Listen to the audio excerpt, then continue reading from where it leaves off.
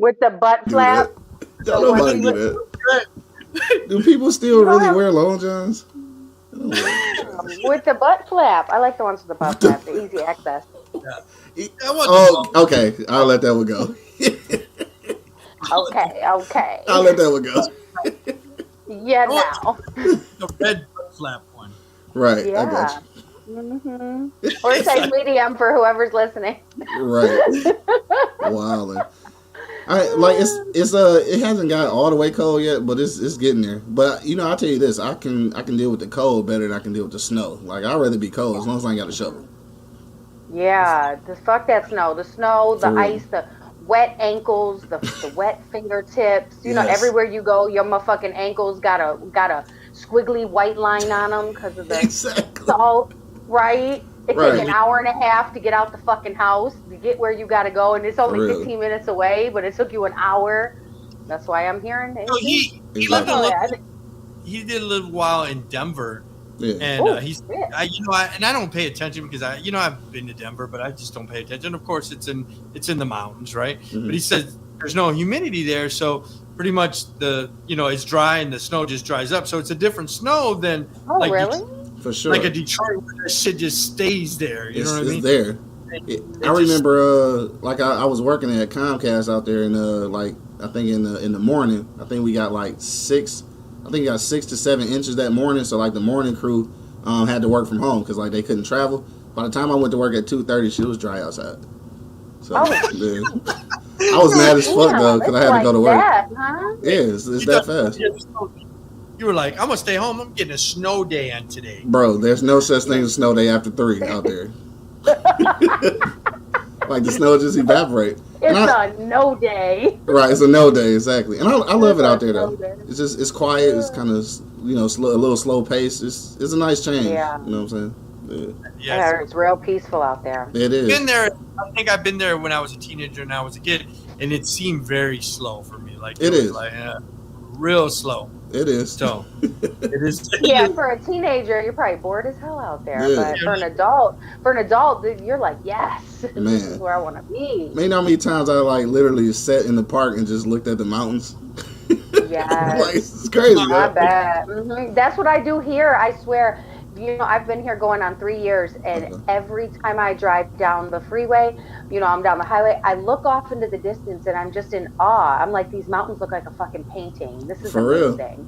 For real. Absolutely incredible. When you don't grow up with it, and then I think to myself, I'm like, these motherfuckers out here living ungrateful, okay? Because these motherfucking mountains are gorgeous. They don't even know what they got. Going to the grocery store. They really don't. Yeah. They really don't. So when you lived out how long did you live out in Colorado? A couple years? Yeah, a couple years, yeah. Couple years. Did you do any skiing or snowboarding? Oh, hell no.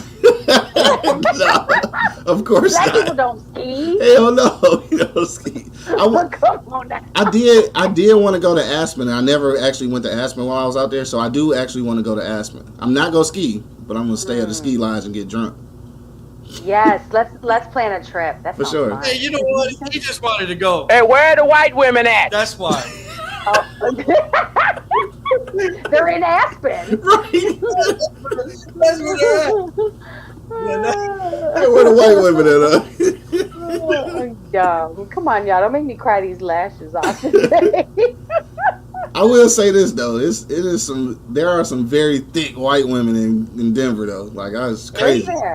They there. Really? Man, they doing squats like a motherfucker. I don't know what they doing. Oh yeah, they out there. They walking the mountains. Right, walking mountains, doing squats in all yoga pants, man. Shit, it's crazy. That sounds amazing. It was a long time. It was during the summertime, but I went to San Francisco too. So I took the first time I've been to San Francisco, and I took my daughter, and I said, you know what? In San Francisco, there ain't no fat people. And she said, I told my daughter, why? She said, because you got to keep going up these motherfucking everything was. Everything elevation. Yeah. I was like, are cheap out here. Yeah.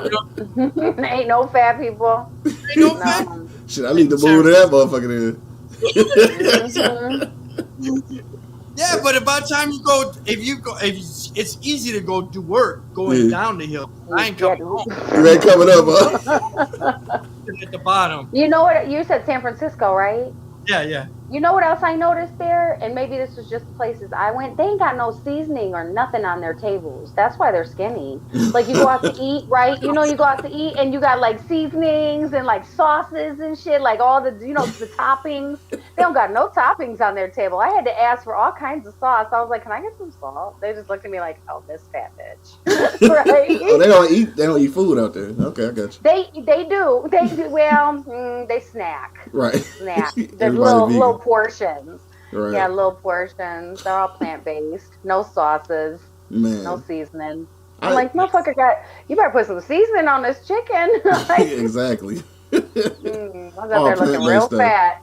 I tried some vegan cheese the other day, though, actually. It was pretty good. It was decent. It was decent. And the only reason I tried it is because, like, I love cheese, but this lactose is, like, it's kicking my ass. So...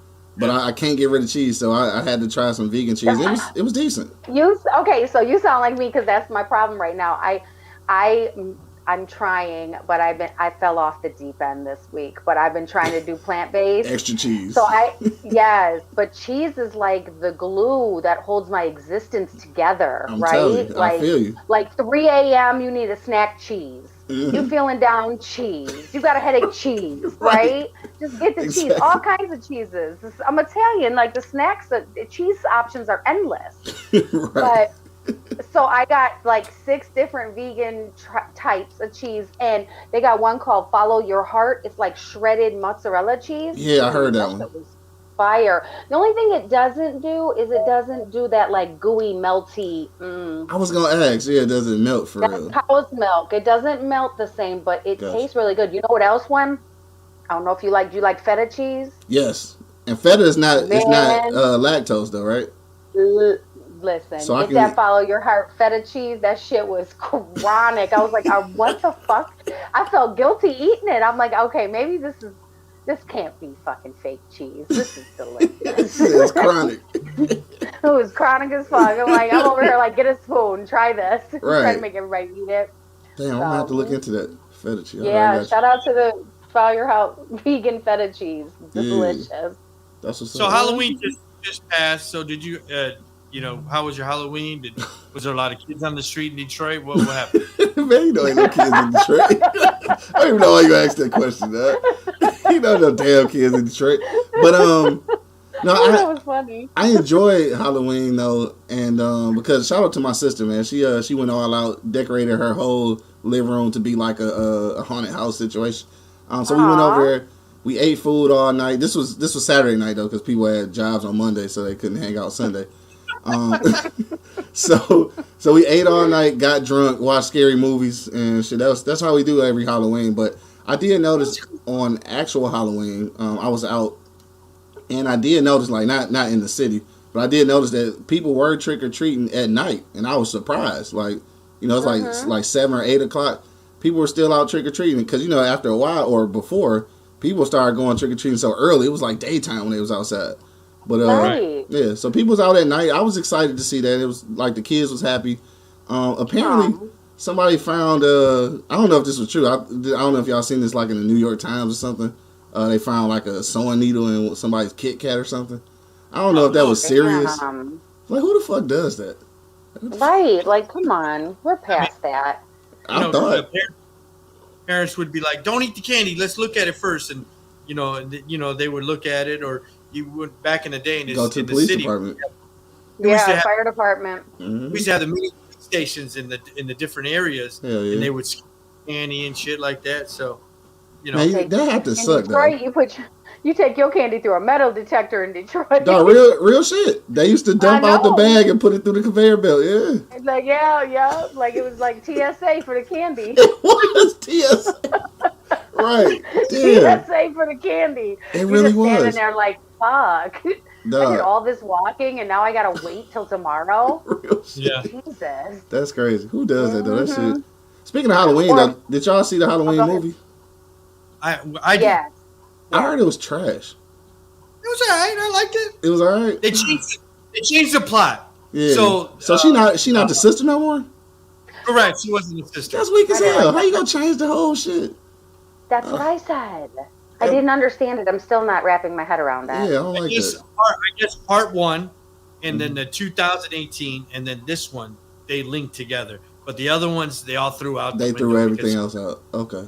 Yeah. I still don't make like no sense. Yeah, me neither. It's because you saw them. You saw my meme. So he's definitely that's not his sister. That is his baby mama because he been chasing her for the last. He's been chasing her ass for a long time. Baby mom. Yeah. Yeah. So he's been chasing her for 40 years. He got to go after her. So. 40 years. Why?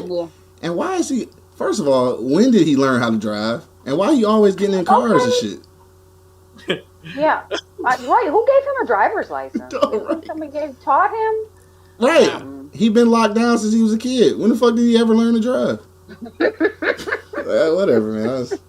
And then you noticed, from 1970 whatever to now, the mask looks way better than it was because originally it was plastic, right? Or really something.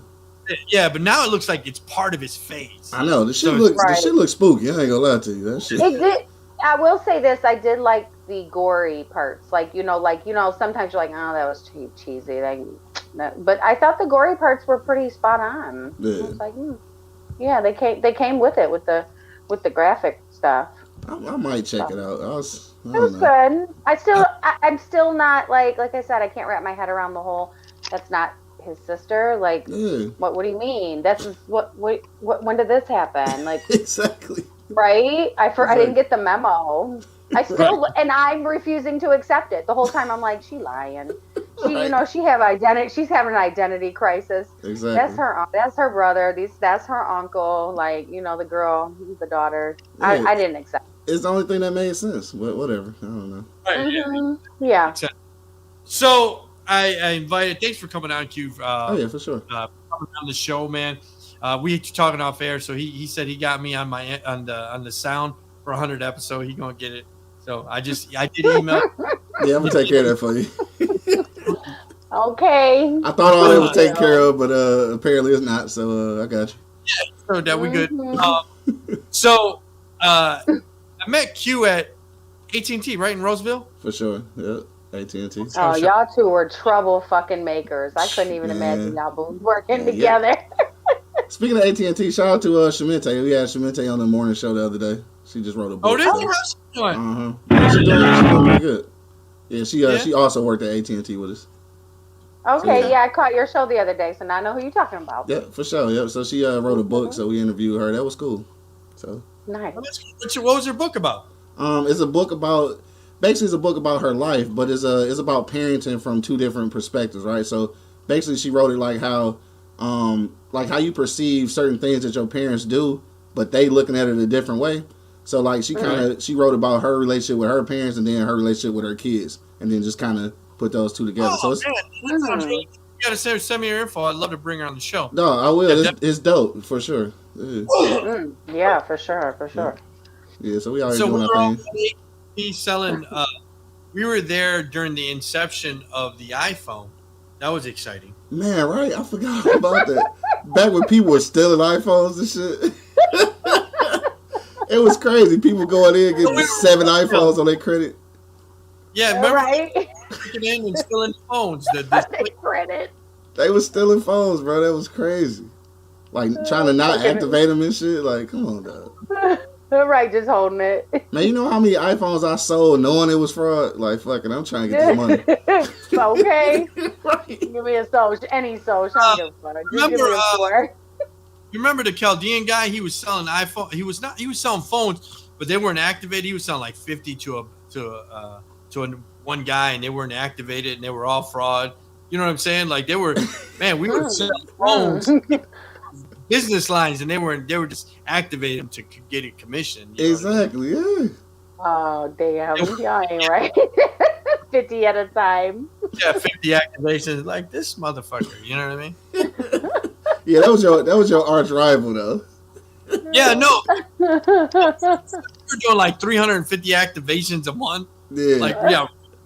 I don't know what the fuck he was doing in real life. Like, I don't even know, for real. He was selling them to his cousin so he could take them to the party store. Probably so. I'm not even going to That's what he was doing. That's what he was doing. You know, they all got a cousin that be selling them at the party store. So. I'm not gonna touch that one. No, I'm just saying. I said it. I said what I said. I ain't gonna touch that one. You're probably right, though. You're probably right. Mm-hmm. I bought one from there before that and a knockoff handbag. I don't give a fuck. That's how you know. That's how I know. And my chicken. And got some chicken wings. Dog. Fucking chicken wings. You probably went in right there in Roseville. I don't know if it's the same store, but what was that off of? 12 and Gratiot. So no, they actually moved it down the street. So our building where we was at is now Verizon. Oh, okay. Yep. So yeah, they moved AT&T down the street. So yeah, that was that, man. We had a lot of great experiences in there. Some that we can't probably talk about on camera, but we had some fun there. Yeah. So shout out to AT&T. Didn't I hear pick a SIM card some girl's crack? What happened? Oh, what? What happened? Wait, what? He was trying to activate it through some girl's crack. I heard. I don't know about that one, though. You were sweating. I might have been going by then. I'm not sure. Yeah, but I will tell you this though. The thing about AT&T and AT&T specifically, but corporate America in general. It was AT&T where I learned that corporate America don't give a fuck about your life. So that's where I learned that from there. Like I literally, one day I had a wound on my leg and shit that wouldn't close up, right? So I had to like go to the wound care specialist for like 3 months, and like the shit was so bad that they thought that there might be some infection. So I had a PICC line in my arm where I had to shoot antibiotics every day. I went to work like this for 3 months, right? Nobody in management ever told me like, you full time, like you could take FMLA for this type of shit. Nobody told me that shit. Damn. So they allowed me to come to work fucked up every day for like 3 months, and then a couple months after that, I ended up getting fired for not meeting my sales numbers. So that's why I was like, you know what? Fuck corporate America, dog. Okay. So that's where I learned my lesson. With line and a wound vac, and they still had you come. Huh? Exactly. He never talked to you? D never said, hey, you can stay home? Who? D. He never told you could stay home? He wasn't there then.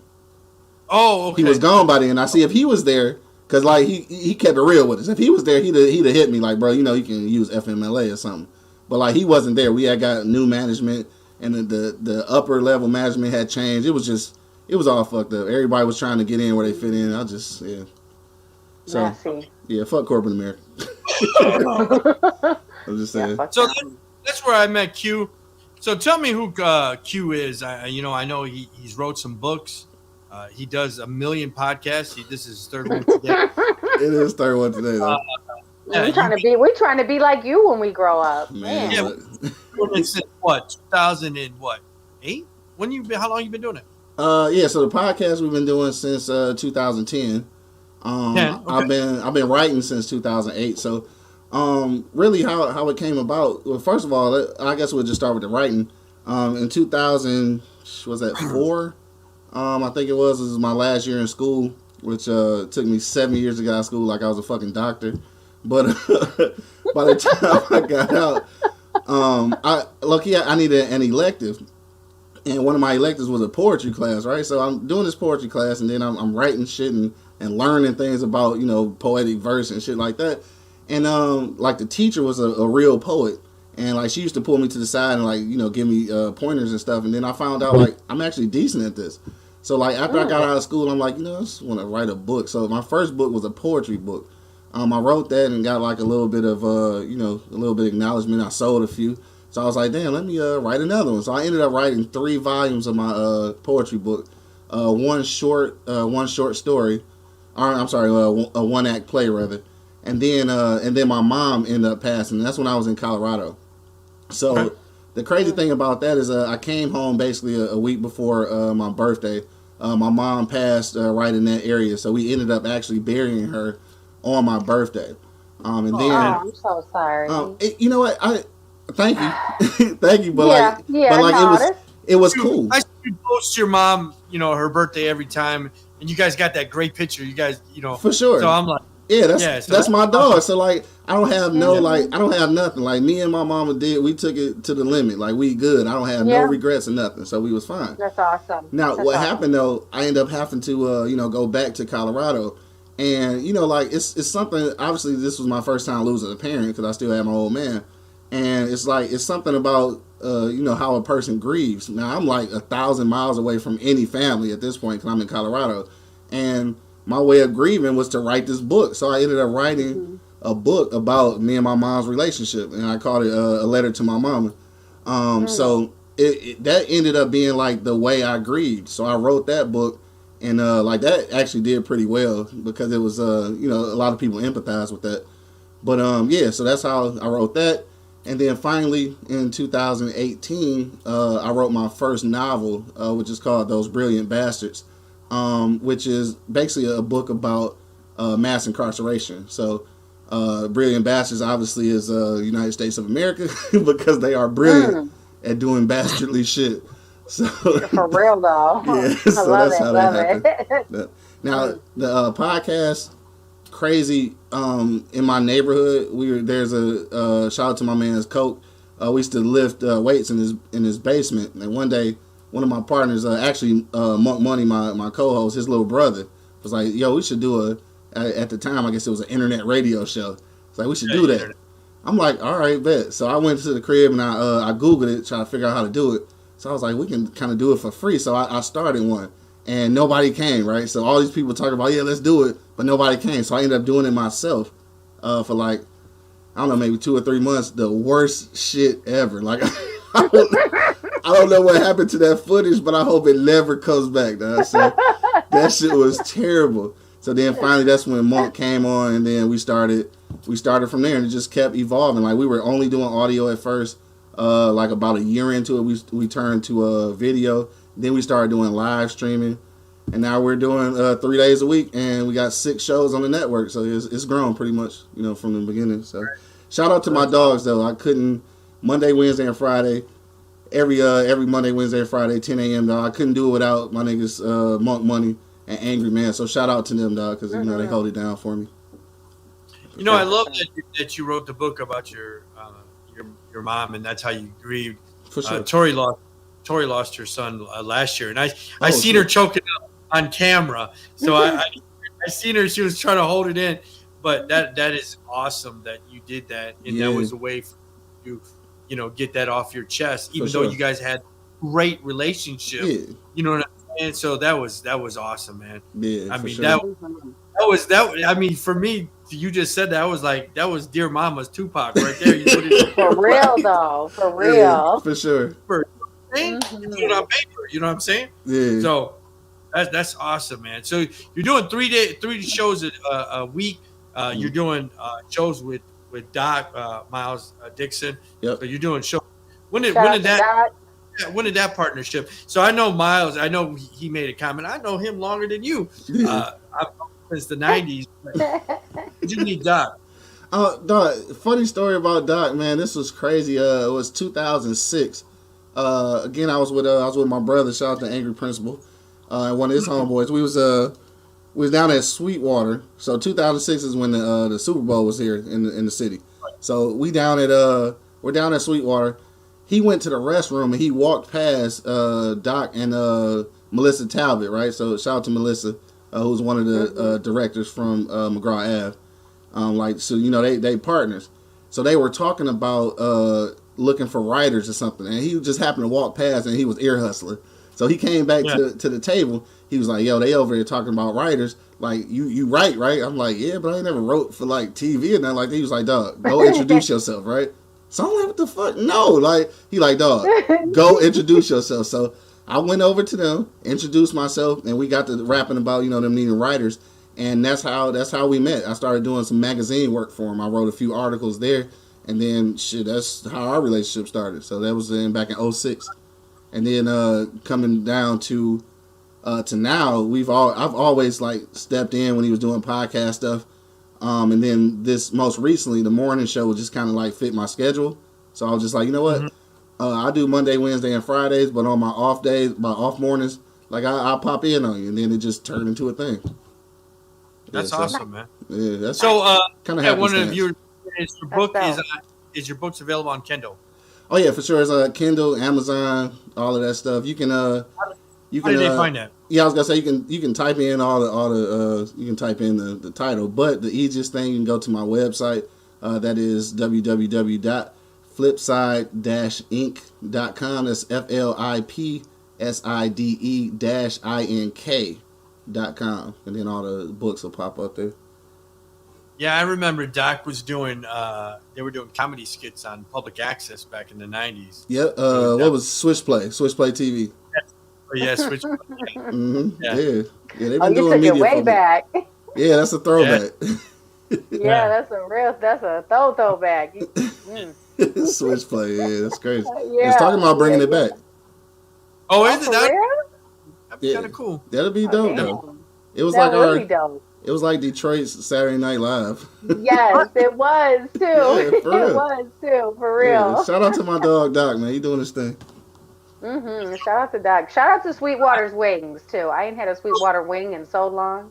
He said he overrated.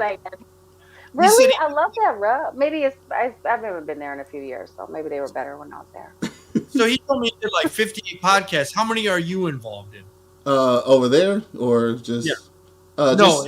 There.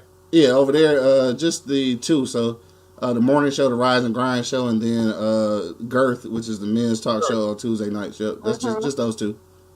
Okay. Yeah. I was just like, man, when he said 58 shows, I looked down, I was like, Jesus Christ. Oh yeah, it's a ridiculous amount of shows over there. I don't know how they handle all of that. Yeah. I don't know. No, you know, huh? No, I can't do all that. You write the books, you do the podcast, and then like you said, you go from the doing the video by yourself to you're doing it with your boys. Mm-hmm. And then you do the audio, and then you basically is this the show that you do, the not Rising Grind, but the Wake and Bake one show? The Wake and Bake show. Is that what the name of it was originally called, or did you change the name of it? I changed the name because originally we weren't even doing a morning show. Like at first we were doing Tuesday nights at 7:30. Weird ass time. I don't know why we were doing that shit, but we did that for for quite a while actually, and then I want to say my schedule changed at work, and then I had to start doing it in the morning, and then we just turned it into a morning show.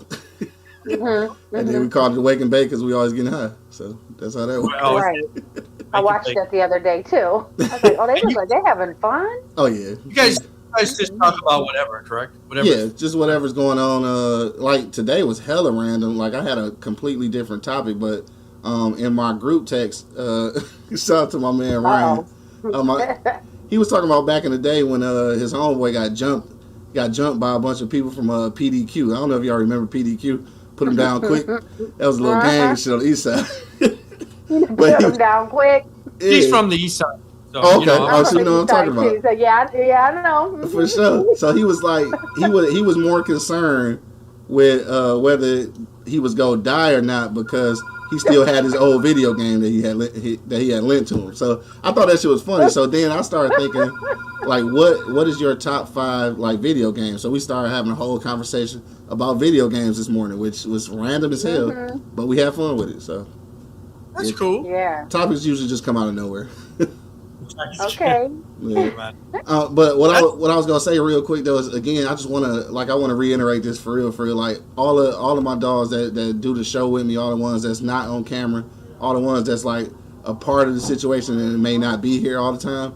I just want to give a shout out to them because in real life, this is my dream. Like it was the podcast, and this was my thing. So for them to hang and do their thing for this long, knowing it's not really their dream, like I love them for that though. So shout out to my whole squad, bro.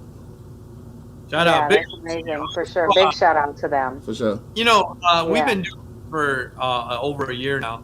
Man, it takes a lot of work, bro. It's a lot of work. It's a lot of work. It really is. It's a lot of work. Drake be putting it in for us. I'm like, man, he real MVP. It's seriously a lot of work. Just send me the text. Right. The social media piece, I mean, that's just it's just draining. It's tedious. Like, it's tedious for sure. It is too. And then when you're a perfectionist, like some people on the show today, so like y'all really, you're like, nope, this isn't gonna do. This is what it's gotta be. I'm gonna find somebody behind the scenes if I can't do it. So shout out to both of you. Like seriously, thank you. Y'all Appreciate be putting it in. For sure, for sure. Hashtag producer of the year. Oh yeah, no doubt. Hey, did you get your award yet? Man, I ain't never got no award for producer of the year in my life. I figure if I say it enough, people will start believing it. We gonna make you one. We gonna get you a shirt. Hey, I'll take it. I'll rock that boy too. I know you will. You're right. For sure. No, but yeah. We need to get him a trophy or something, Drake. Right. You're gonna show up. He's like, hell yeah. I'll put it back here by the whiskey bottles. Yes, I was just gonna say, you're gonna set it right there. Perfect. Flip side, was that the writing arm of your company or the writing part of what you were doing? Yeah, so it's the publishing company. So what I ended up doing is actually I created a publishing company so I could write and publish my own stuff. And then once I started doing the podcast, I just basically turned into a multimedia publisher as opposed to just print media. And what's crazy about Flipside Inc. though is that originally Flipside was the name of our rap group in high school, dog. Okay. So I thought I was gonna be a rapper. So then when my rap dreams failed, I was like, you know what, I'm gonna use the same name, but I'm gonna turn into a business, and that's what happened. Shout out to my dog Day Day and shit. He was my rap partner. Yeah. And then when did you come up with the part of my East Side thing? Oh man! So look, shout out to my dog. We gonna call him Kodak Lee because we all got stage names apparently. Shout out to Kodak Lee. We was standing outside one time. This is how all this stuff started. We was standing outside one time, and he was at the time he was working at the plant, and he was talking about how he was having this conversation with this person. I can't remember what the conversation was, but he said it. He was like, yeah. So I told dog, pardon my East Side, but I'm about to do such and such. I'm like, what you say? He was like, pardon my East Side. I'm like, dog, we should make some shirts with that shit on it. He was like, nah. He was like, all right, well shit, I'm gonna do that shit. So then I ended up doing it. And that's how that shit happened. So you see the Pardon My East Side here. Got apparel everywhere at pardonmyeastside.com. Make sure you check that out. I need one of those. Yeah, I have to got me one of those. All right, for sure. I need a rep. I need a rep. Yeah, we got hoodies, t-shirts. We even got like baby tees for the ladies, all that shit. We good. Yeah. So this the funny thing about everything that I've done, and that's another reason why I tell the homies all the time, like, I couldn't do this without them. Because what happens is they kind of be coming up with the ideas, and then I'll just be the one that run with it. So, like, none of these ideas are original for me. Like, these was everybody else's ideas. I'm just the one who ran with it. You know what I'm saying? Right. So, yeah. So, shout out to my squad. I got this. Yeah, for sure. That's it. I got to be honest with you, man. Like, I got pulled into this podcasting originally from my cousin that's not on today.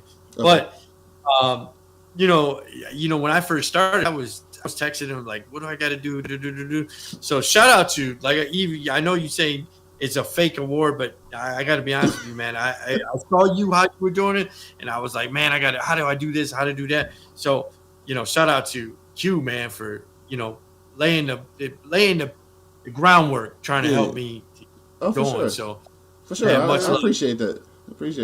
Yeah. Because a lot of people won't share like the knowledge that they have. Like me, I learned all of this. I learned all this on my own, and then like when people need help and come to me, like I give them everything that I have. Like, here, this is what I learned, so you don't have to go through it. Right. Yeah, it's crazy though how people don't want to share. Like if I share some light on you, we both can't shine. Like there's enough shine for everybody. I don't understand why people don't want to help others, and like if you're hanging out with somebody or somebody that needs that, don't you want to help them elevate too? Why, I don't know. I don't get that mindset. I really don't. People want you to do good. People want you to do good, but they don't want you to do better than them. Right? But I always say if you're the person in the room that's doing the best, then you're in the wrong fucking room. Facts. That too. That too. You in the wrong room. You need to get a new circle. Mm-hmm.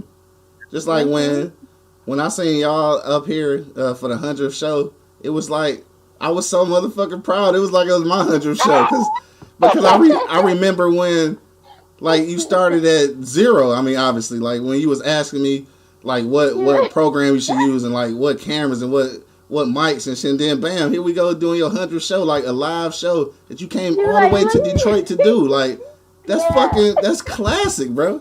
That's classic. You're like, look at my babies. Look at my babies. They flying from the coop.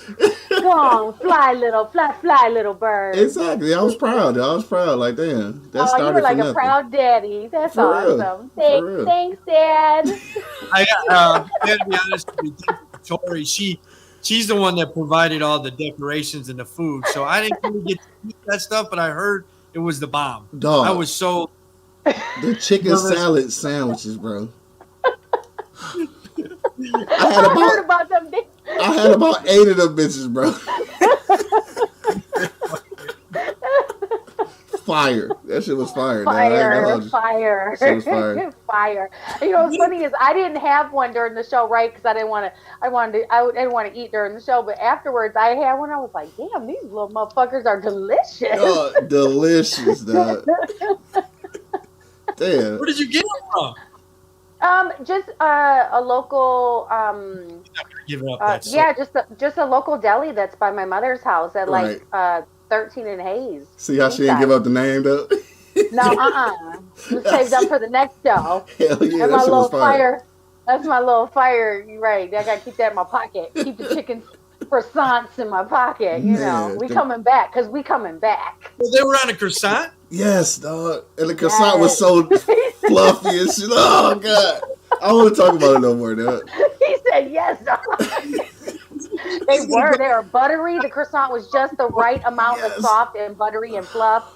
But they weren't wet from the chicken salad because the ratio of the mayo, I'm telling you, they were fire. It was on point. He's driving by 13 and Hayes tomorrow. He's driving right by. Go to every deli out there. It's worth it. It might be worth it. Shit. It might be. It just might be. Maybe we'll send some with your award. Right. Shit, I'm gonna take them. The croissants. What else was there? What other food did you? I don't even remember. Croissants. We had croissants, and then I had like these little like folded deli pita like club sandwiches, and cookies, and I had a fruit tray.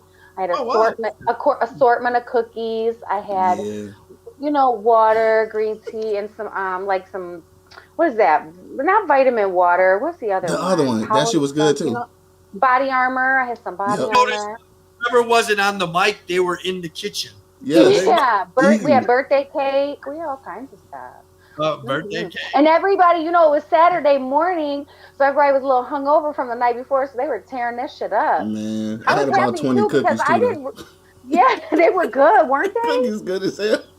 Mm-hmm. Damn, everything was good. They're good. I was glad because I really didn't have a lot to take. I was like, oh God, I hope people eat because I don't. You don't know. People can be a little funny. I'm okay. I'm like, get in there and eat that food, right? Get in there and eat that damn food. Once people started seeing other people eat that, they were like, okay, it's cool. We can eat, right? They felt comfortable eating 8 sandwiches. They were okay. Do it. Cold-blooded. Yeah, what am I gonna do? I can't bring it back to Arizona with me, and I spent all this money on food. I hope people eat. I want everybody to eat. I want you to be full, delicious. Yeah. Mm-hmm. So what's next for Q? What's next on the menu, man? What you trying to do? What's coming up? Well, I'm actually working on something now. Still with the podcast, but I guess I can't say nothing about that now because I don't want to throw it out there. But I'm working on a new it's a new podcast that I'm working on. But also, what I really have in the works though is a complete project, and I guess. You know what? Yeah, I'm gonna go ahead and let the cat out the bag. I guess I'll give you the exclusive on this. Now this is not a podcast though, but what I'm looking at is I'm actually going to do a podcast, a documentary, and a book about sleep apnea, right? Because I have sleep apnea, and I know a few people that do. So I want to do this documentary just to bring about more awareness about sleep apnea, especially in our community, because we don't really take a lot of medical issues seriously, and we don't understand how much sleep deprivation adds to the ailments that we have already. So I think that's an important thing to bring up. So I want to make more people aware of that. So that's what I'm working on right now, which will be coming pretty soon here after I get a little bit more funding to get everything completed. But yeah, that's what I'm working on right now. So I guess I won't reveal the name yet because the name is pretty dope. I ain't gonna hold you up. I bet. But I bet. But yeah, so that's what I'm working on right now. And I was already working on it, but then what happened was there was a post on, I think it was IG, and it was like, it was a video, and it was like, the video said everybody wants like I died. I died. You saw that, right? Like everybody want a big fella, you know what I'm saying? Until, and then they showed a big fella with the CPAP machine on, breathing hard as hell, and it was hilarious, right? But what it was all the people underneath that comment about it. All these people either had sleep apnea or experienced people with sleep apnea. And it's crazy because like you'd have never known that all these people dealing with it. So it's something that's prevalent in the society, but nobody talks about it. So I'm like, I'm on that. I'm on that. Can I just say this? So I saw it on your page, right? And first of all, I did, because motherfucker, I watched that thing like 10 times. But what was clutch about the whole thing was your comment feed. Okay, yeah, the comments, exactly. Was motherfucking rolling. I literally had tears. Now my son who passed, he wore a BiPAP, so I know the sound. I know how loud it is. Right? Exactly. I know that unless you're used to it, you're like, what the fuck is going on over here? And when that one dude was like, nah. He said, I hope you didn't put that mask on the first day. You said, and he said, you ain't gonna get no pussy. You said, motherfucker, I've been getting pussy with this thing on for 10 years. I wake up in the middle of the night, that bitch fixing my mask for me. I lost my shit. I laughed so fucking hard. I told my other son, and he was rolling because he knows about his brother's mask. So he's like, hell yeah. He'd be like, they find you a bitch that fix a blowjob and fix my mask. You feel me? I'm telling you. So that's why I said this. I tell you, I had literal tears. That was the funniest fucking post ever. It was. And I don't know who created that shit, dog, but it was so on point. It was so on point, dog. I'm going to have to tag you in the Drake. That shit was great. Yes, you got to see that shit, dog. They're all booed up. They're booed up at the beginning. They're like, yeah, this big boy. And then it pans out to her just staring at him as he's laying there, assed out on the bed. And he's like, and the machine is like, and he's fucking laying there with the whole ass thing on his face, right? And she's just staring like, what in the fuck? What did I get into? This is what I wanted, right? I got this is big boy life. Great. Exactly. That shit was man, I got little tears in my eyes right now because that shit was so fucking funny. It was. Man. Drew, you gotta see that shit, bro. For real, that shit crazy. It really was. So that's amazing. You're gonna do this on sleep apnea. I think that's an incredible idea. Yeah, I think it's important. Like, you know what I'm saying? Because extremely. Yeah, a lot of people don't know. Like it's a like that whole thing was a funny situation, but just seeing seeing all the comments underneath with all the people who's actually experiencing it for themselves or with their partner, it's just like, damn, like all these people and nobody talk about this. Like, let me get up here. Yeah. Seeing them comments is kind of like, like a just a clarification for you to be like, yes, this is definitely something that's going to take off because this is something that people want to know about. Exactly. For sure. It's funny because I never. That was it. So I didn't. Yeah, I've never known. What's that, Drake? I said I didn't even know how common it was, but I guess it is. Yeah. It's real common. I never knew what sleep apnea was. Like years ago, I didn't know what it was, right? Mm-hmm. And with my son, it was respiratory stuff and whatever, and we did the sleep studies and all of that. So I knew what CPAP, BiPAP, all that was, but I didn't realize what exactly happens when you have sleep apnea. And I had, I don't know, I'll say dated. I'll say I was fucking this guy, right? Because I don't think we were dating. But I went to his house, right? This was years ago. And he was asleep. And all of a sudden, he stopped fucking breathing. He gasped, right? And I am a controlled sleeper. I can sleep hard if I want. But if I know that I have to be Like if I'm at someone else's house, or I don't feel comfortable laying next to you, or I don't feel like if I'm even at a friend's house, I sleep light, right? I can control it. Mm-hmm. So I'm light sleeper. I'm light sleeping. All of a sudden, I hear this motherfucker go. I'm like, what the fuck is going? I'm thinking I gotta perform CPR, and then all of a sudden he goes, and then it like clicked, and he goes. Exactly. Yep. Like, what the fuck? So now I'm scared to sleep, right? I'm just laying there staring at him. Like, do I wake him? Do I just let this happen? And it happens again. Now I'm like, hey, and I like shake him. I'm like, what's up? I was like, you stop fucking breathing. He's like, huh? I said, motherfucker, you stop breathing. I'm like, we need to put your head, put some pillows under your neck or something. I didn't know what to do. Right. Exactly. And then the next day, because his ass didn't even faze him. He was like, yeah, I'm fine. He went back to sleep. But for the whole time, I'm just laying there wide the fuck awake. Like, I should leave now in case he dies. In case he dies. Right, okay, like maybe I should just and then his doors were locked, so I'm like, okay, do I get out of the window? Like, fuck. I was scared. I didn't know what it was, and I was young then, right? I'm not trying to be there when your motherfucking ass dies, and I was not trying to give his ass CPR. I didn't even like him that much, right? The sex wasn't even that great. Like, what? Fuck. Now you're over here. You said the sex wasn't even that great. Right. Why? I didn't even sign up for this. Clearly the sex wasn't that great, or he would have put me to sleep, right? But right. He'd have just died in that motherfucker. Yes, right. So now I'm like, what, this motherfucker choking in his sleep? It sounds like a whole ass choke. Like, stop. A whole ass choke. A whole ass choke. I was so scared. So that was my first experience with sleep apnea. If anybody has that, they need to tell the person they're fucking or sleeping next to that they might just stop and it's okay. Yeah. Some people don't know. I don't think he really. I think honestly, when I told him, he gave me the I know attitude. Like, I already know, but I don't give a fuck. I think people are lying. Like, you ever like, it was kind of like, yeah, it's not that bad. I think people are lying to me, kind of thing. I'm like. It ain't nothing to play with, bro. Fucker, I thought you swallowed your tongue. Like, what the fuck just happened there? Right. Seriously though. It was loud and it was scary. I was like, what am I gonna do? Stick my hand in his mouth, pull out his tongue? Like, what the fuck are we doing here? So when I tapped his ass, like, let me roll him over. No, that's funny as hell. Yeah, we gonna have to. I can't wait for your show and your stuff to come out, because I'm gonna be sharing that shit with people. Like, this for is sure. Well, I guess I wanted to ask you, because you're in the city of Detroit. Mm-hmm. So, what was your thoughts on Proposal E? It did win last night. It did. He's like, what? Proposal E? I can't remember what Proposal E was. You gotta remind me. That was the mushroom. So they decriminalize having mushrooms. Yeah, because I did absentee voting, so did that shit so long ago I don't even remember. Right.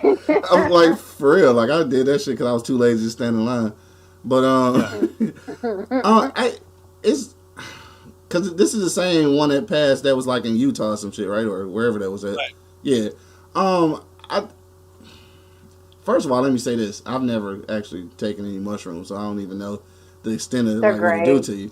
But it's a mixed bag, because still inside the city we're not able to like have legal dispensaries or like recreational marijuana, which I understand the reasoning behind that is because the city council was trying to make sure that like lower level drug offenders like get let out of jail before they start making it legal. But I think that if you're going to do that, then the other one got to be put on the back burner too, though. Like, I'm surprised that it actually passed. Yeah. So that's weird to me. But again, you know that mushrooms and hallucinogens like that are normally, in the white community. So they let that shit go. I'm just saying that. Mm-hmm. I ain't want to take it there, but that's the reality. Yeah, it's white people. It's the white people drug. Yeah, so that's just the reality of the shit. You know what I'm saying? So it is. 100% pass. 6138. 6138, and probably only like 200 people voted and shit. So. 210. What did it say out of 250 votes? It's definitely a white people thing, but I think also 90,000 people it says voted. Damn, for real? Yeah, 53,000 for yes, 34,000 for no. I'm surprised. I mean, it's still 700 some thousand people here though, so it's still a lot of people. I did check the Duggan's numbers. I think he only had like 20,000 people that voted for him. So more people voted for this. That's crazy, right? People try to get high, they don't give a fuck who in the office. Wow. I've done mushrooms before, but so I haven't done them in it's been a few years now. But now this, and I don't know if this is like a new thing, but people talk about microdosing. Do you know what that is? Microdosing? So they take little bits of it instead of like a lot of dose. They take just a little bit, and supposedly they're doing this. And now don't quote me because y'all have to Google this. But they're doing it in like therapy, and I guess it opens up a realm of your brain just a little bit to make you be able to connect with the blockages and the things that are happening, or trauma and release. And they're having like phenomenal feedback and phenomenal results with this microdosing, where not like, wasted white people are just taking fucking mass amounts of it, right? Not like that, but just little bits. And the therapy community that's what they're doing. And there's like all these studies that they're doing, and all these people, these doctors and professionals that are tapping into this, and people are like raving about it. Me personally, I've only done it I haven't done it for therapy. I did it to get hot wasted, right? Right. So, and man, let me tell you, the last time I did it, I took way too much, and that's why I haven't done it since. Yeah. Oh my God, it was so bad. It was so bad. So I'll tell you real quick, it was fucking funny as shit. So this guy that I was talking to that I've been friends with for years, he's like, let's take some shrooms tonight. I'm like, fuck it, I ain't got nothing to do. Okay. So he's this big bodybuilder guy, right? Like 4 times my size. And he makes it into a tea. Because I was like, they taste kind of nasty. I don't want to eat them. And he's like, well, we'll make it into a tea. So he brews them. This is white people shit again, like, right? So he's going to make tea. Like he's Starbucks.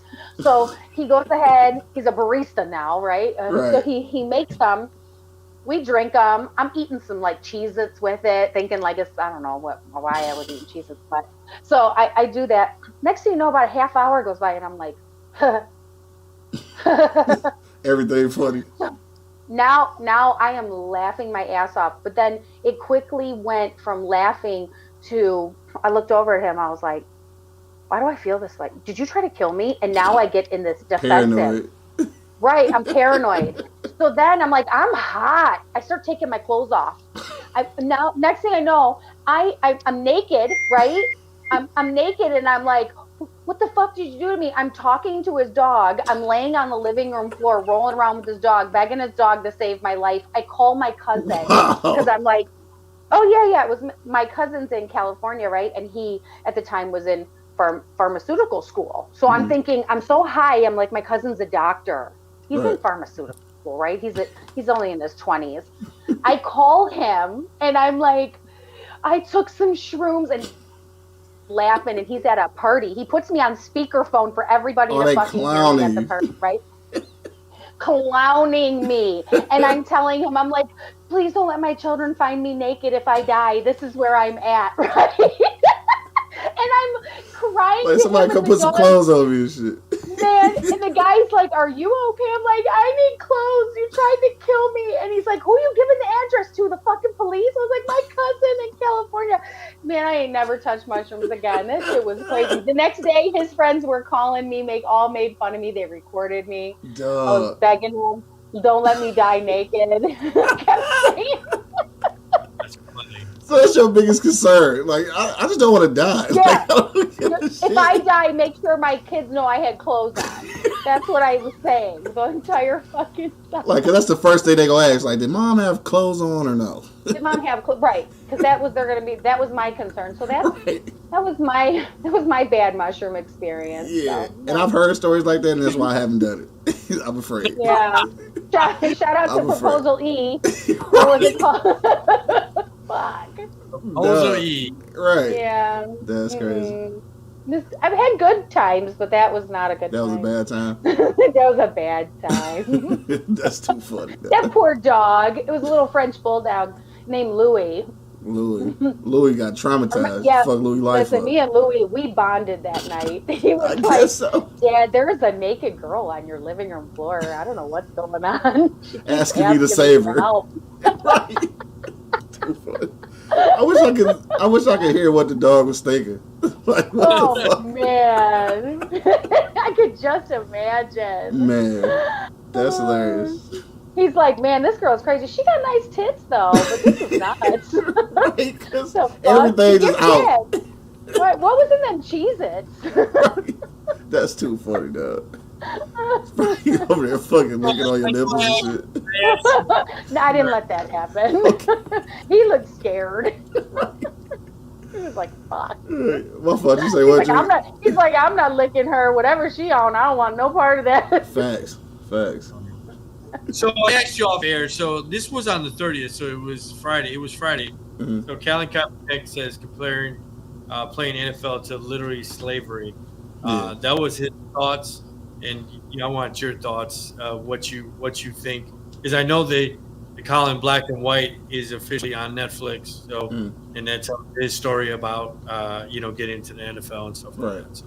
Oh yeah, so we talked a little bit about this, off air, and this is my thing. Like, I see the correlation, and like I said, this is when I say slavery, I'm talking about this is not just a black thing. This is a human body thing as far as the NFL goes. I mean, basically, you are being bought and sold off of your physical stature. Like that kind of is slavery. But these motherfuckers getting paid though, so I can't really call it slavery. I think his situation is a little different. I do feel like he got blackballed a bit. But like at this point, it's tough, man. Like because the NFL, NBA, all of that shit. At the end of the day, like your body is being bought and sold. So I mean, you can look at that as slavery if you want to, even though they're getting paid. But I guess for me, it's kind of pointless. It's kind of pointless to create that image if we're not going to do nothing about it, because we're not going to do nothing about it. We're going to watch football. We're going to watch basketball. This is entertainment for people. It's not going to stop. So like I do think that I do think this though. I think the players are getting more control over their careers than they had before. I think that's dope, and I think that needs to continue to happen.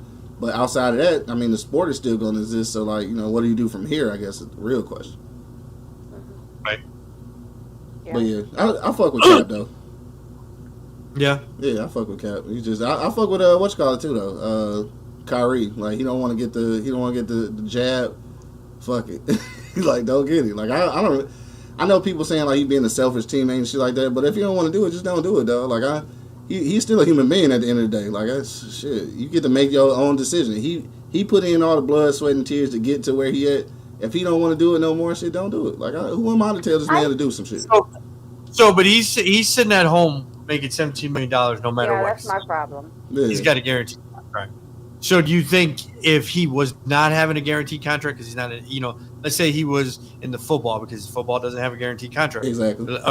We sit at home, not getting guaranteed money. Would he do that shit? You would get shot. He did the shot. I think so. I think so too. I don't know. Hey, look, I'm gonna say I don't know. That's a politically correct answer. I don't know. I don't know. Because like. So go ahead. And I was gonna say, like, you go back to, which I definitely don't want them to make that comparison, but I've heard it before.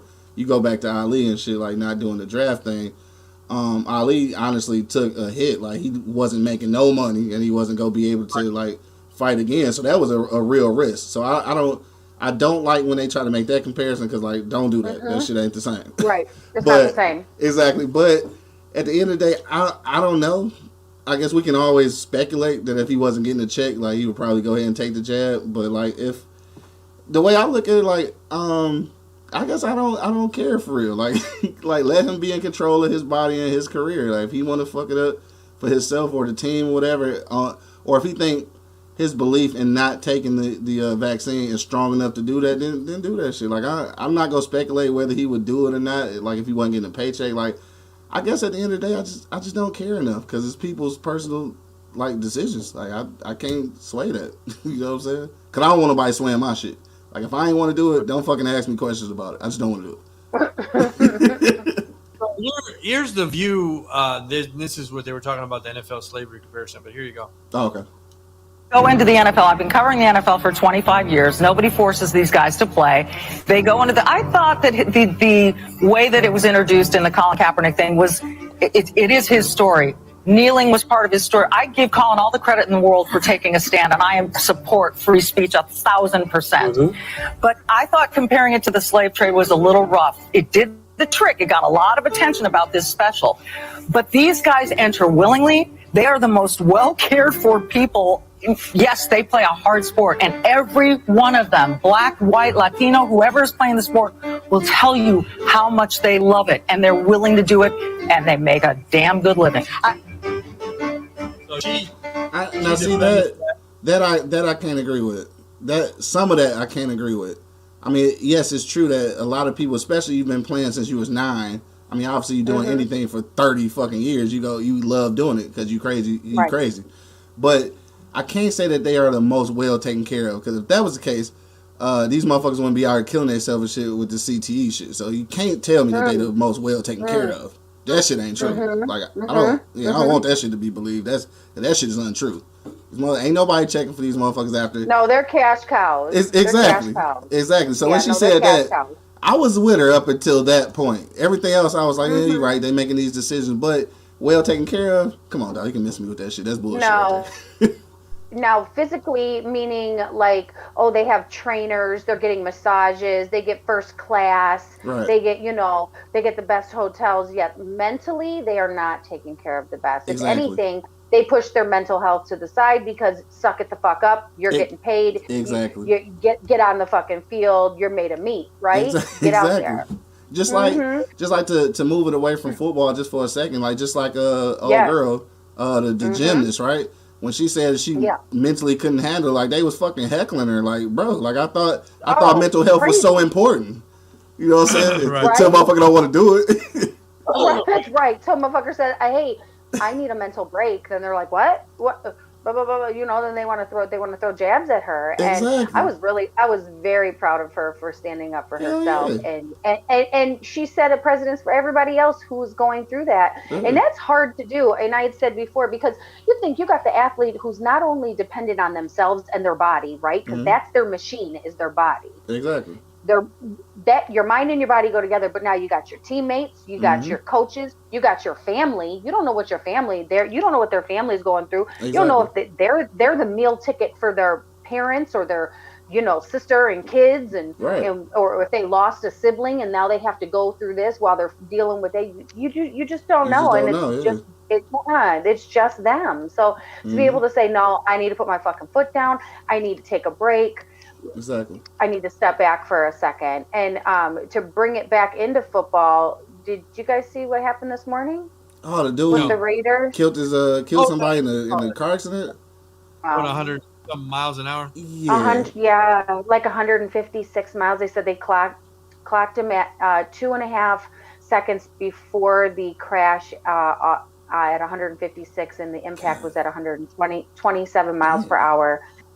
In Vegas, he hit a SUV with a woman and a dog in it, and it immediately burst into flames. Damn. Wow. She was killed. Him and his passenger, this is how drunk they were, went to the ER with no life-threatening injuries. Damn. They were that drunk that they didn't even have life-threatening injuries at 130 miles an hour. Wow. That's crazy. Damn. Well, he was over 2 times the legal limit. Yeah. Wow. So you were talking about it, that these guys are doing the CTE. I think that's why the NFL has come out and said, "Hey, we know mental illness, and you've seen that those commercials this season, which they never even talked about before. Never. Now they're talking about it. They're talking about it. They're trying to cover their ass. Yeah. CYA. That's what they're doing. Cause I don't know if y'all remember. Damn, I always forget the name of this damn show. It used to be on ESPN. It was a show about football players. Like it was like a little fake NFL. Okay. Damn, what's the name of that shit? Anyway, I can't remember the name of it, but like it was talking about all that shit, and this was years ago, right? But like the shit got too real. Like they ended up like canceling it because they was letting too many NFL secrets out.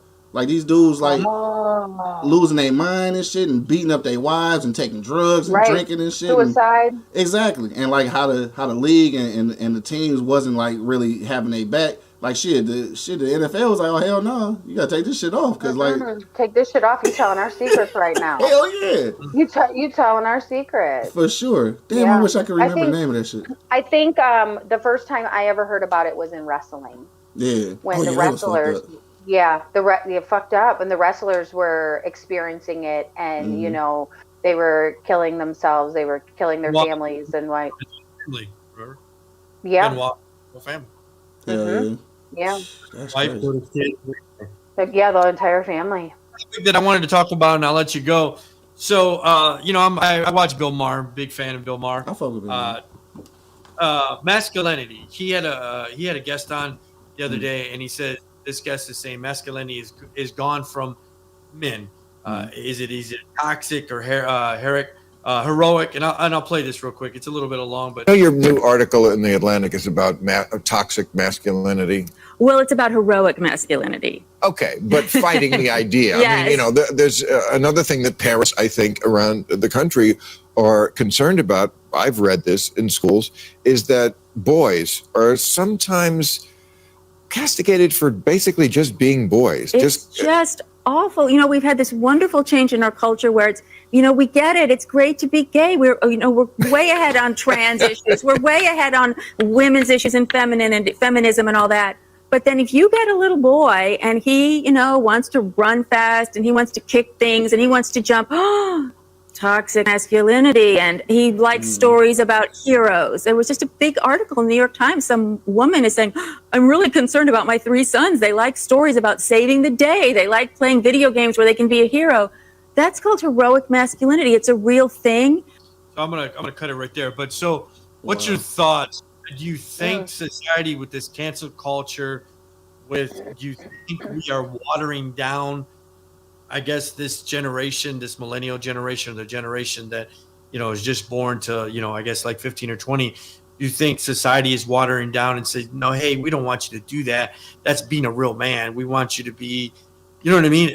Do it because now there's no gender, right? There's whatever you want to be. Whatever you want. And I agree with that shit. And honestly, I think it's a problem. Like, again, like she said, it's cool. Like, you want to be gay or whatever, that's fine. You know what I'm saying? But at the end of the day, don't try to get rid of masculinity just because like some people gay and shit. Like I never understood that. It's like it's almost it's taboo to be heterosexual at this point.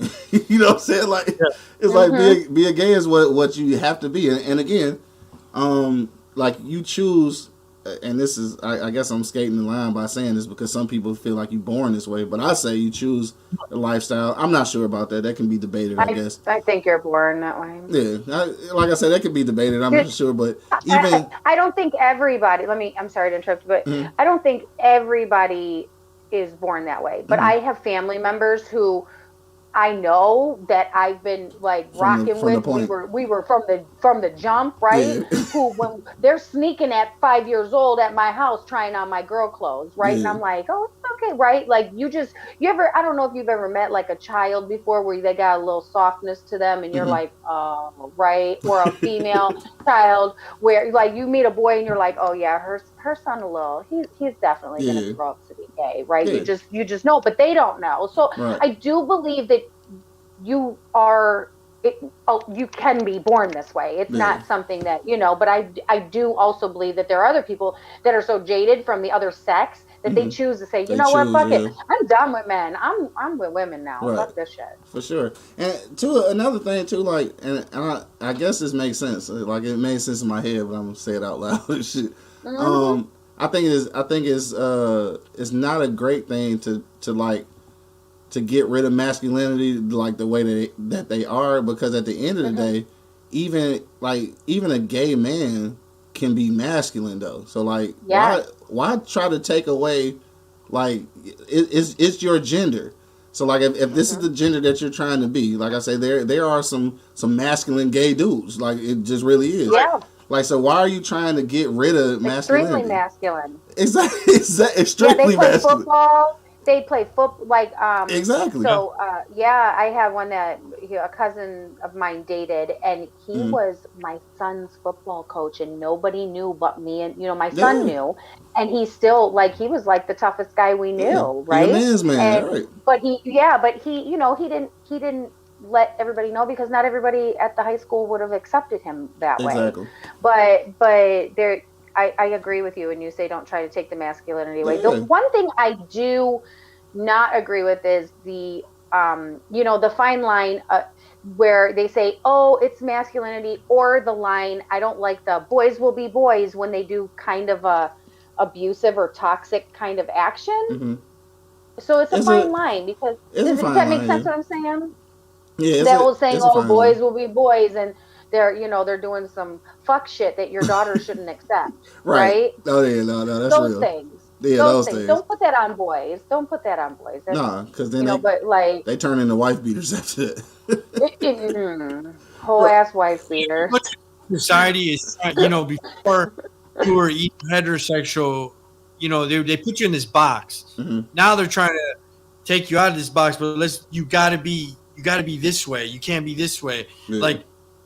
Or you know what I mean? Like my dad, if you were gay, you really didn't talk about it. And now talking about it, but now you can't be that man, because I'm pretty much a man's man, right? I don't shave my balls. I don't do none of that. Right. So there's no manscaping this shit up. Yeah, I'm not doing none of that shit. I'm not doing none of that.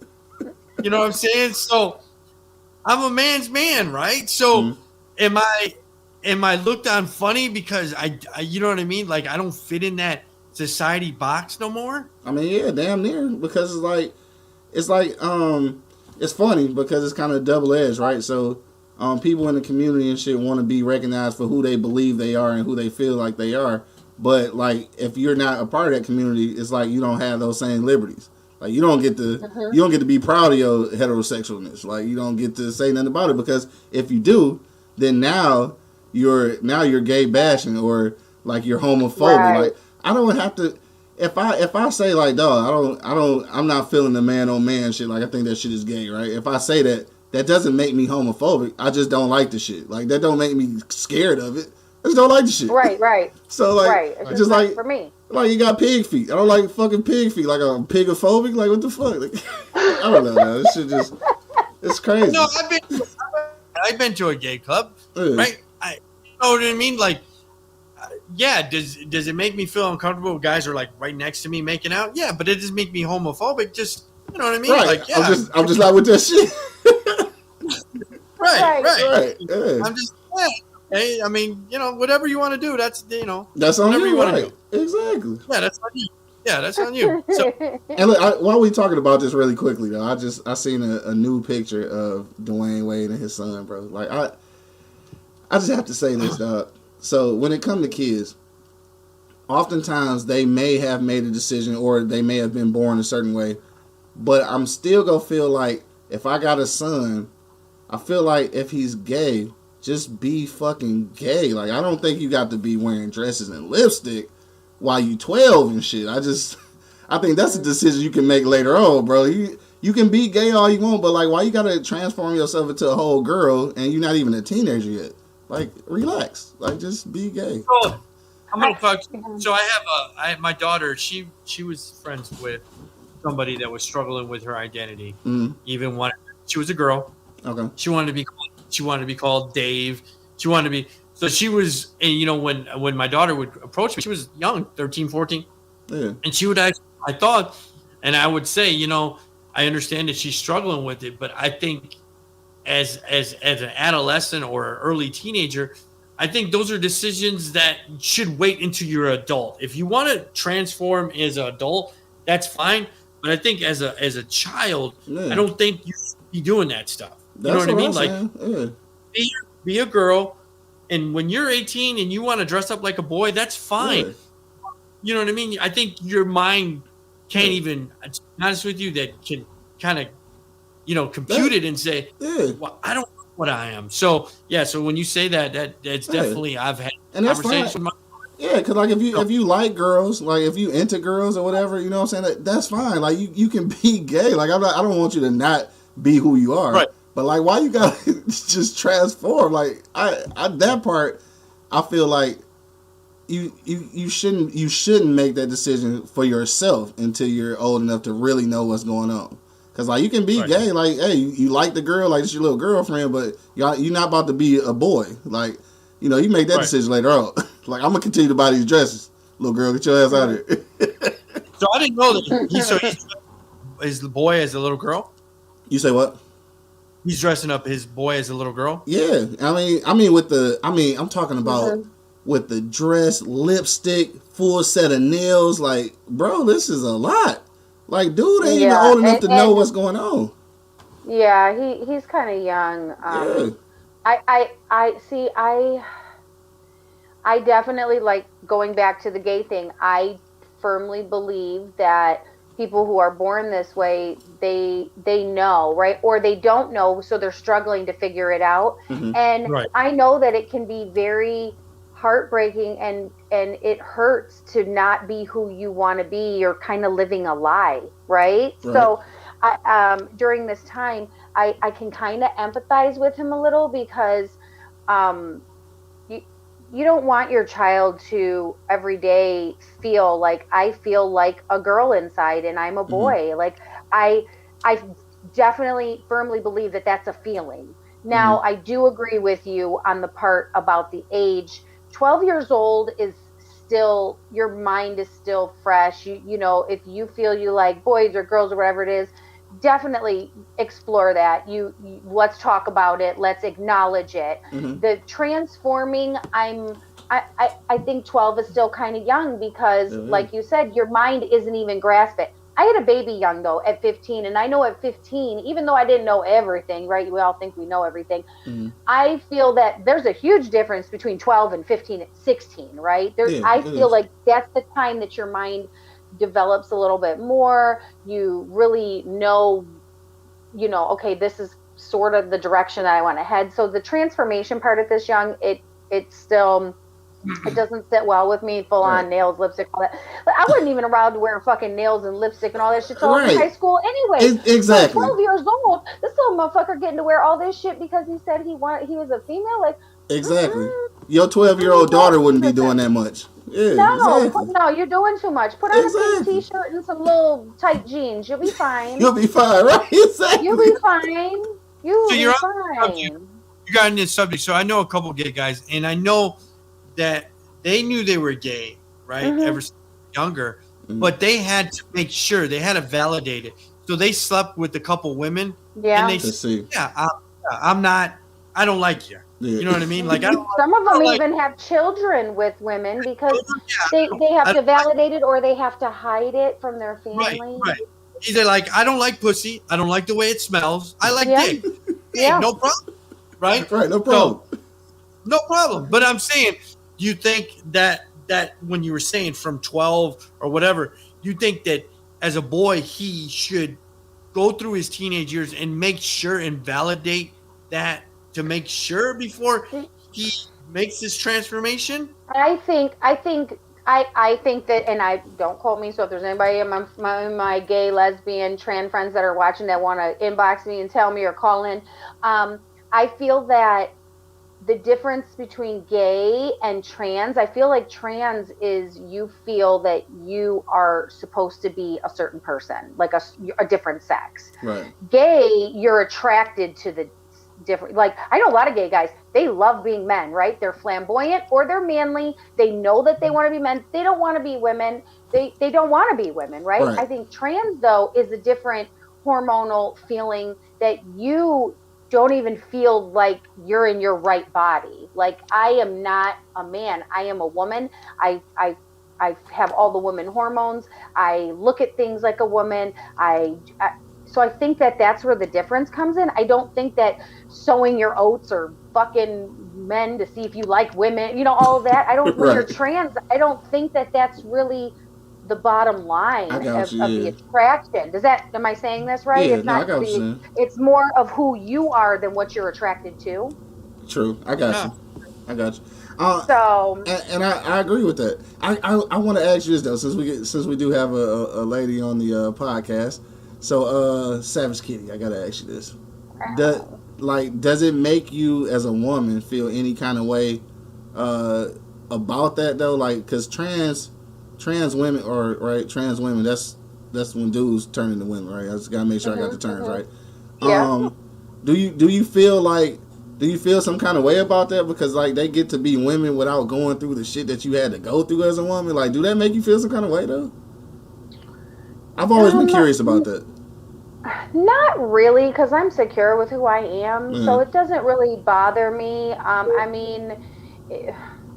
Maybe the part that they don't have to have a period. That's what I'm saying. Like that, right? And really deal with the shit that you have to deal with. Yeah, that's some initiation shit. So I think, man, you got me all depressed about it. No, I'm just kidding.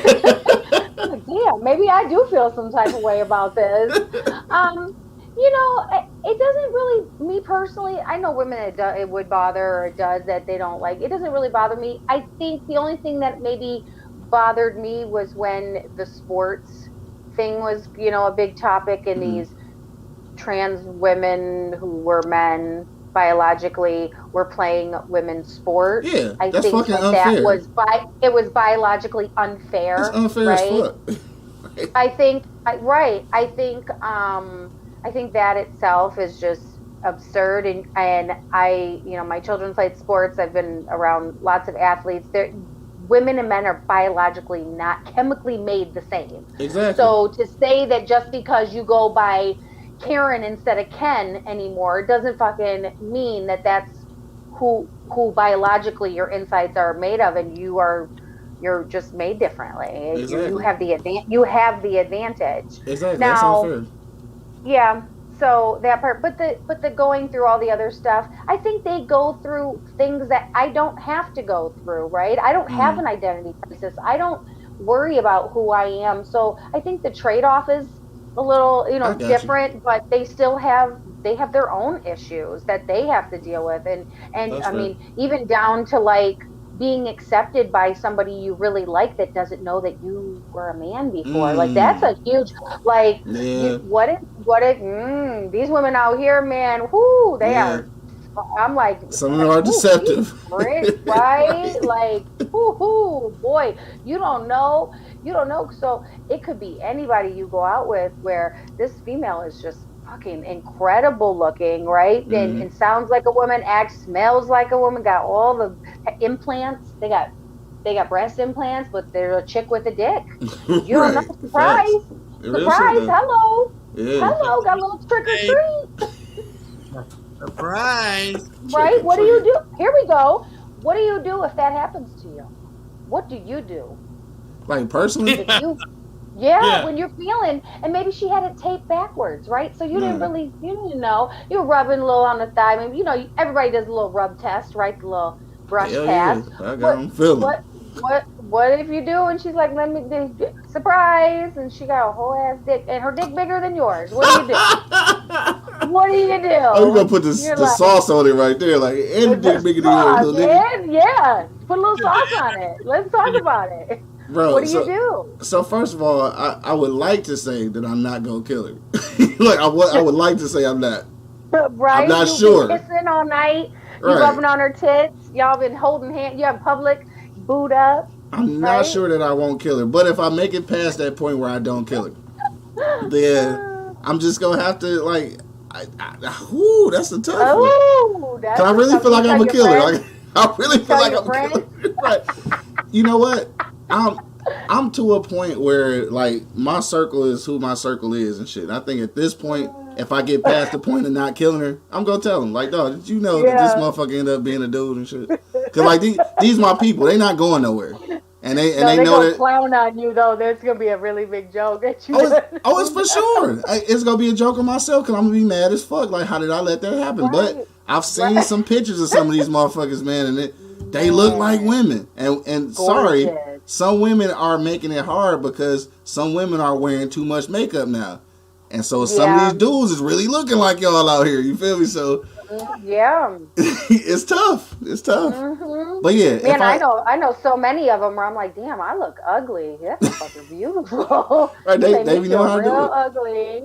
Mm-hmm. Like I say, any event that I make it past the killing stage, then yeah, I'm just gonna have to. I'm hoping I wouldn't kill nobody. You know, we had one on the show. She was a trans porn star. Okay. So yeah, and she was cool and all, but then she said that she lets people know off the rip.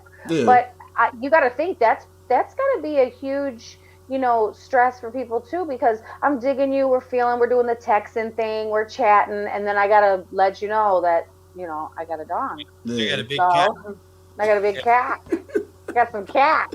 A little bit of cat. Put some cack on it. So, yeah. Language for you. Uh-huh. Wow. Yeah, and I with some duct tape, sticky duct tape on it. Duh. I was tucking it.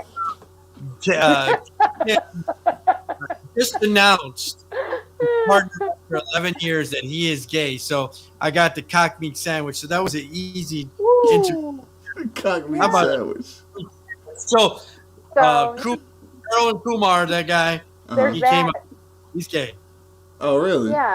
Yeah, he's got a partner of 11 years. They're engaged too. He told the whole shebang all at once. I probably could. And honestly, I probably could have seen that though. I could have seen that. Yeah. That's what Drake was saying when we were talking about it. But I said, you know what, good for him. And again, this goes into another issue they have. You're super talented. You're in movies, Hollywood, but you can't be yourself because people are going to judge you, and it might affect the way that you know, get accepted into film and roles and you know, and so I think I said good for him that he's able to come out and be comfortable finally. Yeah, like I said, for adults, go ahead, do your thing. Come on and do that. But when you're 12, go put them pants on. I'll beat your ass up out of bro, okay? Listen, at 12, you ain't wearing fingernails even if you are a girl. So take that shit off. Take your ass back to your room. Put your fucking Pokemon t-shirt on. We're going to the store. Let's go. You got 5 fucking minutes. Let's go. Sound like a real parent right there, boy. Right. Wash your fucking face. Wash your face. Fuck is on your eyes. What? What the fuck you got? Where do you get that from? Who bought you that makeup? Exactly. I'm gonna need you to fix your face. You got 5 minutes. Literally. Literally. So I want to thank you for coming on, man. I appreciated you chopping it up with us on Wednesday. For sure. I know it's getting late for you over there. It looks like it's about going to be it's 10 o'clock. Yeah, about 10. A little bit after 10. A little tap after 10. Thanks for coming and chopping it up with us, Dad. No, I'm just kidding. Yes. Give us how we find it. Give it your websites. Give all that for us, man. I appreciate it, brother. Much love. All right, for sure, man. Check me out every Monday, Wednesday, and Friday right here on the eblockradio.com. The Wake and Bake Show. Shout out to my dogs, Angry Man and Monk Money. Tuesdays and Thursday nights on Podcastic on the Rise and Grind Show. Tuesday nights on the Girth Podcast, also on Podcastic. Shout out to my whole squad, dog. Let's go be Groove Radio Detroit, Podcastic, E-Block Radio, New Orleans Talk Network, the Plug Podcast Network. I think I got everybody. Hopefully, though, if I forgot y'all, they'll charge it to my head, not my heart. You feel me? Check me out on the gram, of course. Q.Lewis313. And to check out any of my books, you can go to, again, that's www.flipside-ink.com. That's FLIPSIDE-INK.com. It's your boy Q Lewis holding it down live. I didn't hear no OnlyFans. There it is. What's happening? No OnlyFans? I didn't hear none of that. No. Ain't they getting ready to get rid of that? Yeah. No, they still got it. No, they're keeping it. Oh shit! All right, might add that. Right. I think I need to drop my zip code on my outro. I like that. Yeah, do that shit. I'm thinking I need to come up with something clever. You need to help me. All right, I can help you out. Yeah, closing is the shit though. It's like a tagline. Mm-hmm. Yes. Yeah. Much love, man. Stay warm out there. I know it's getting chilly. Boy. Yeah. Mm-hmm. Get you a woman that's gonna fix your mask. Boot up. You feel me? Okay, because they looking to stay warm right now, so it's your time to shine. It's my time to shine. It's your time to shine. For sure. Okay. Much love, brother. Peace out. For sure, man. Peace out, y'all. Bye. Shit, I'm falling asleep. Today has been a long